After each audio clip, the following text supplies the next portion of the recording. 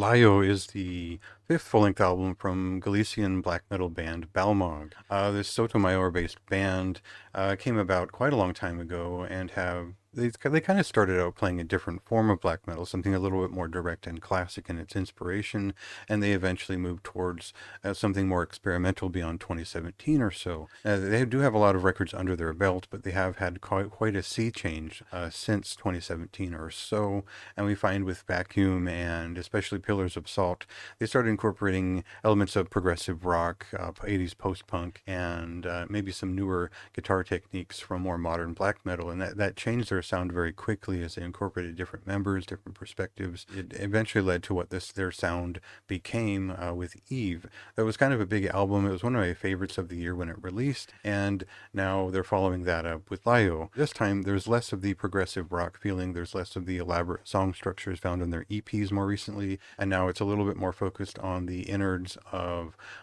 both post-punk and gothic rock to a certain degree, and 80s specifically. So we'll cut to a song here which should have some example of that in it, as all of them do, and I'll talk a little bit more about why this album appealed to me.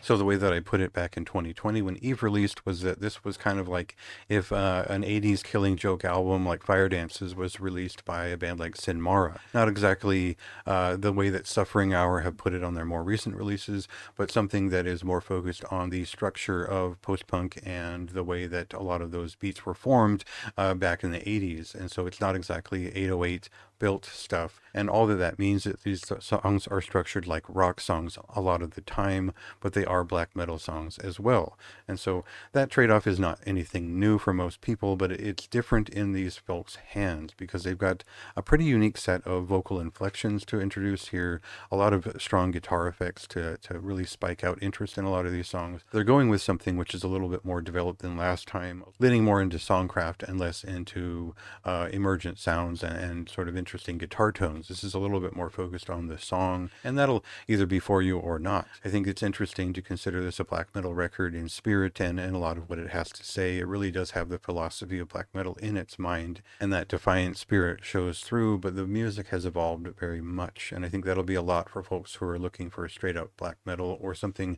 focused a little bit more on traditional sounds. Because I've been a fan of this band for quite a long time, I think that this one really stood out to me right away as I was eager to hear the evolution of the band beyond Eve. It felt like it was something new that they broke into, something they needed to expand a little bit more, and I feel like they've actually really leaned into it quite a lot more than I had expected. There's a lot of surprising moments. There's a lot of actually catchier pieces they've written for this album that stand out even more than a lot of the stuff on Eve. So this is a high recommendation for me. I would say a very high recommendation overall. This is one of the better releases from the month of May.